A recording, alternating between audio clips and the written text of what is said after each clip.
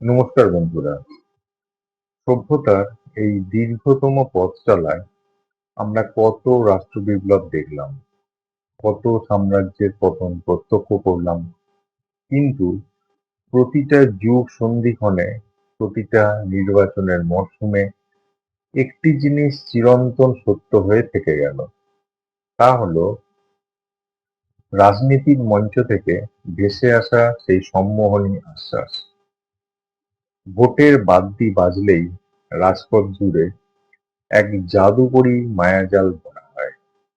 মঞ্চে দাঁড়িয়ে নেতারা আকাশ পাতাল এক করে স্বপ্ন বিক্রি করেন। কর্মসংস্থান হবে, অন্ন মিলবে, বিচার পাওয়া যাবে, দারিদ্র্যের অবসান ঘটবে। কিন্তু যেই মুহূর্তে ভোটের ব্যালট বাক্স শিলগালা হয়ে যায় এবং ক্ষমতার মসনদে নতুন রাজমুকুট ওঠে, সেই অপরূপ মায়াজাল এক নিমেষে কর্পূরের মতো উড়ে যায়। পরম আহ্লাদে দেওয়া প্রতিশ্রুতিগুলো সুকৌশলে জমা পড়ে ইতিহাসের ডাস্টবিনে। নেতারা রঙিন চশমা চোখে এঁটে নিজেদের বিলাসবহুল রাজপ্রাসাদে বন্দি করে নেন, আর সাধারণ মানুষ তাঁদের দেওয়া করের টাকায় সেই বিলাসের মূল্য মেটাতে মেটাতে আবার সেই একই অভাবের তিমিরে তলিয়ে যায়। আপাতদৃষ্টিতে দেখলে মনে হতে পারে এই নেতারা তো বেশ পরম সুখে আছেন, কোটি কোটি টাকা লুট করছেন, কোটি জনতাকে বোকা বানাচ্ছেন, প্রতিশ্রুতি ভঙ্গ করছেন, তাও তাঁদের রাজপোশাক ধুলোমলিন হচ্ছে না। আমাদের ক্ষুব্ধ মন তখন প্রশ্ন তোলে, মহাবিশ্বের কার্মিক খাতা কি তবে এই ক্ষমতাশালীদের সামনে এসে অন্ধ হয়ে যায়? তাঁদের দেওয়া এই মিথ্যার কি কোনো মূল্য চুকোতে হয় না? মনস্তাত্ত্বিক এবং মহাজাগতিক বিজ্ঞান বলে, একজন সাধারণ মানুষের সাথে বিশ্বাসঘাতকতা করা আর কোটি কোটি মানুষের সাথে প্রবঞ্চনা করার মধ্যে এক আসমান জমিন তফাৎ রয়েছে। এই প্রাতিষ্ঠানিক প্রবঞ্চনার মাসুল তাঁদের মূলত তিনটি গভীর স্তরে দিতে হয়। এক নাম্বার কি? না, গুণিতক ঋণ বা মাল্টিপ্লাইড কার্মিক ডেট। আপনি যদি আপনার কোনো একজন বন্ধুর সাথে বেইমানি করেন, তবে আপনার কার্মিক খাতায় এক একক মানুষের ঋণ জমা হয়। কিন্তু একজন নেতা যখন কোনো এক সামাজিক জনসভায় বা গণমাধ্যমের সামনে কোটি কোটি জনতার কাছে পরম প্রতিশ্রুতি দিয়ে তা ইচ্ছা করে চূর্ণ বিচূর্ণ করেন, তখন সেই একটি মাত্র মিথ্যার পেছনে কোটি কোটি মানুষের আশাভঙ্গ, তীব্র ক্ষোভ এবং পুঞ্জীভূত হতাশার নেতিবাচক শক্তি যুক্ত হয়।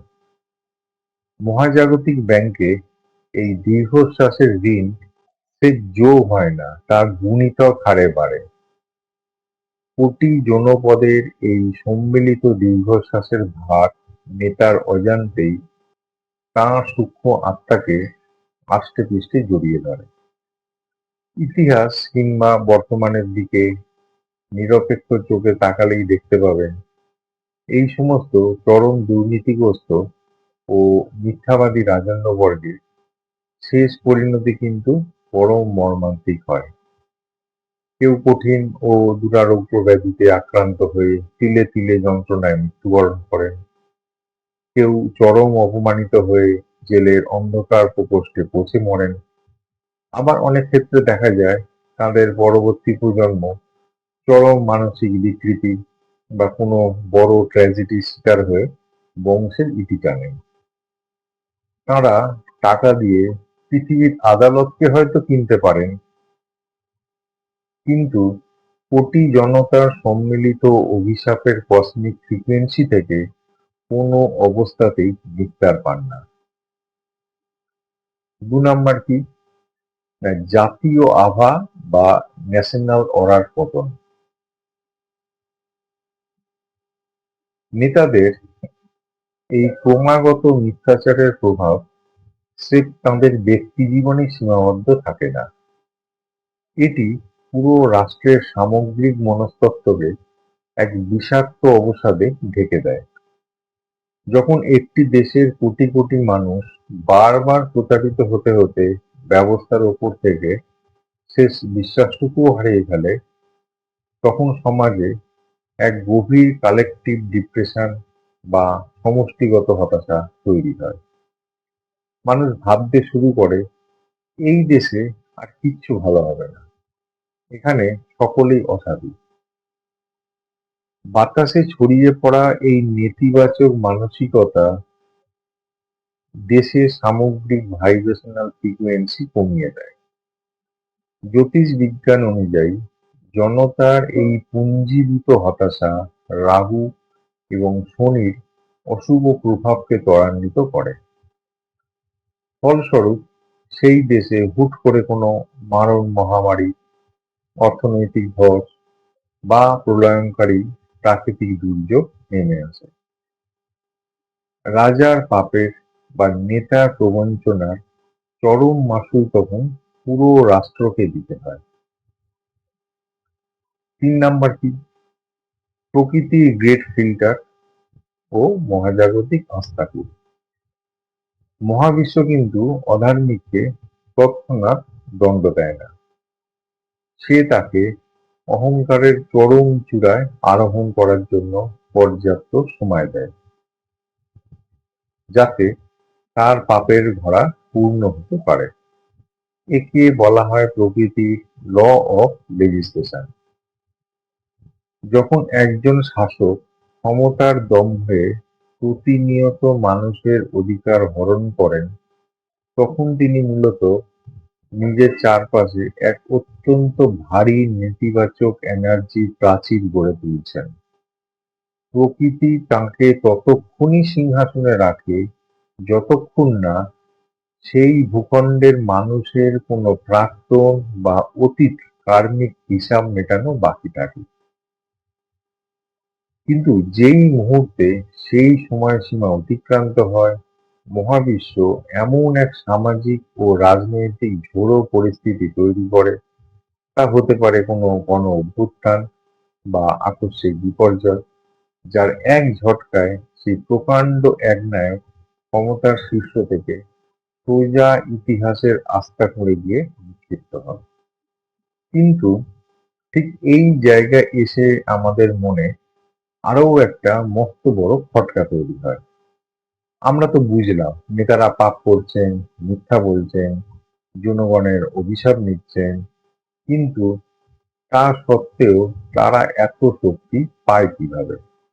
তাদের র্যালি বা জনসভায় গেলে দেখা যায় তাদের গলার আওয়াজ কাঁপছে না, তাদের শরীর চনমন করছে, তাদের দাপটে বাঘে গরুতে এক ঘাটে জল খাচ্ছে। এই অফুরন্ত শক্তির উৎসটা কি? তাদের তো জনতার অভিশাপের ভারে সাথে সাথেই ধ্বংস হয়ে যাওয়ার কথা ছিল।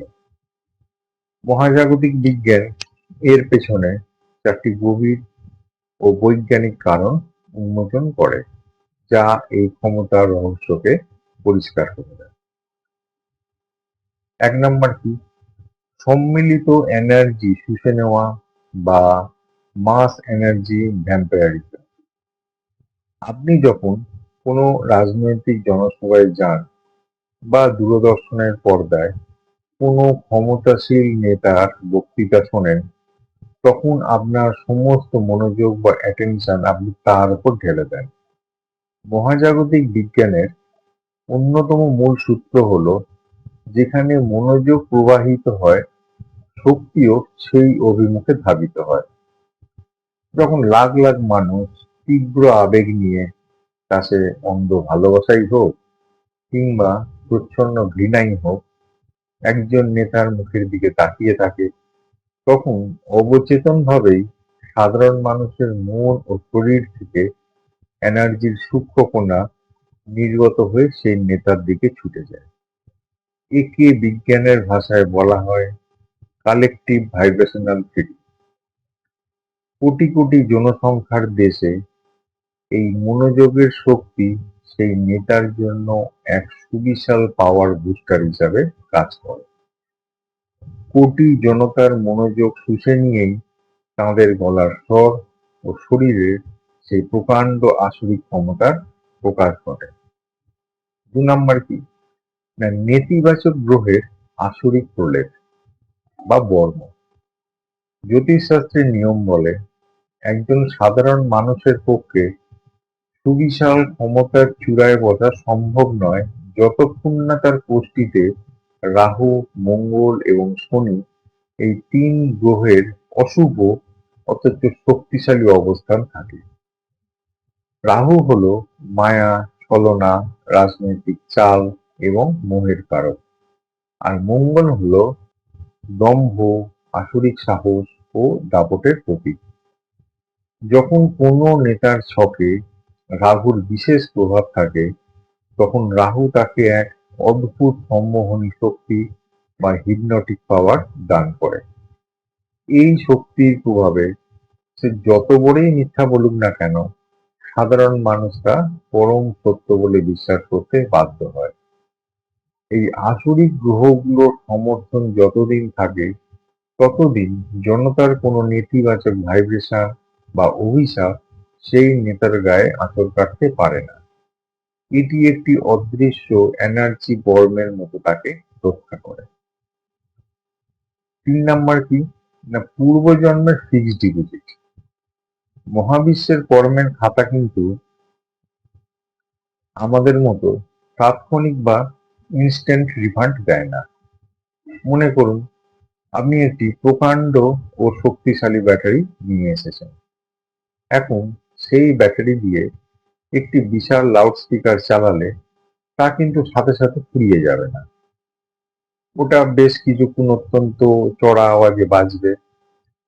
ঠিক তেমনই এই প্রবঞ্চক নেতারা যে বিপুল ক্ষমতার অধিকারী হন, তা কিন্তু তাদের পূর্বজন্মের চরম কোনো রাজ্য বা কঠিন তপস্যার সঞ্চিত পুণ্য।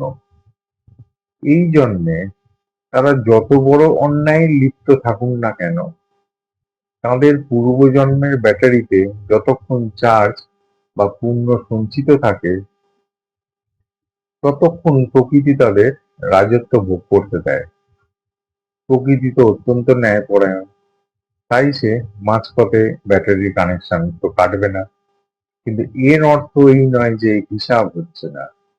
ব্যাটারির চার্জ যেদিন 0% পৌঁছবে, পতন সেদিন ঘটবে স্রেফ এক চোখের পলকে।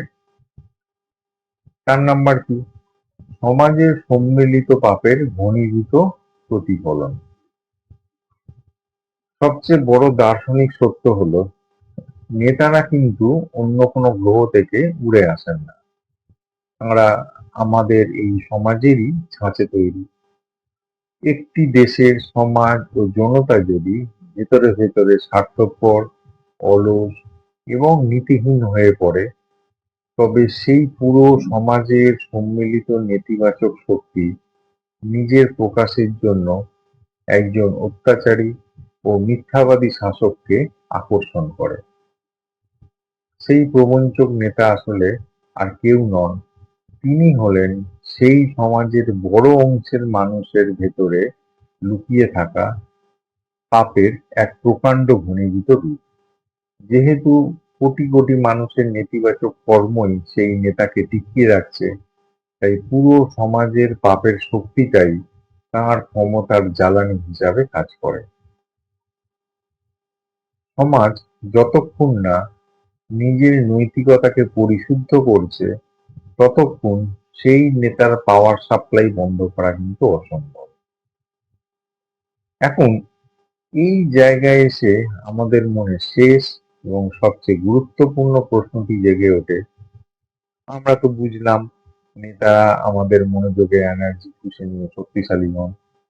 তাহলে আমরা যদি সবাই মিলে সেই নেতার দিক থেকে আমাদের মন ফিরিয়ে নিই, তাকে পাত্তা দেওয়া বন্ধ করে দিই, তবে কি রাতারাতি তার পতন ঘটে যাবে? সোজা কথা হলো না। স্রেফ চোখ বন্ধ করে নিষ্ক্রিয় হয়ে ঘরে বসে থাকলে বা উদাসীন হলে কোনো স্বৈরাচারের কিন্তু পতন ঘটে না। কারণ আপনি একা চোখ বন্ধ করলেও কোটি জনতা কিন্তু কখনো অবচেতনভাবে সেই নেতাকে নেতিবাচক শক্তি জুগিয়ে যাচ্ছে। তাহলে মহাজাগতিক বিজ্ঞানের ভাষায় মনোযোগ সরানোর আসল অর্থ কি এবং কিভাবে এটি একটি অন্যায় সাম্রাজ্যকে চূর্ণ বিচূর্ণ করে? আসুন আলোচনা করি এক এক করে। এক নম্বর হচ্ছে শক্তিকে নিজের কাছে ফেরত আনা, মানে রিক্লেমিং ইয়োর পাওয়ার। আমরা যখন কোনো পলিটিশিয়ানের অন্যায় ক্ষুব্ধ হয়ে সারাদিন তাকে নিয়ে চর্চা করি, সোশ্যাল মিডিয়ায় ট্রোল করি বা গালিগালাজ করি, মনে রাখবেন আমরা কিন্তু পরম শ্রদ্ধায় আমাদের মূল্যবান এনার্জিটা তাকেই উপহার দিচ্ছি। কারণ প্রকৃতি বোঝে না আপনি ভালোবেসে দেখছেন নাকি রেগে দেখছেন। সে শুধু বোঝে আপনি আপনার পরম মনোসংযোগ কার উপর ঢালছেন।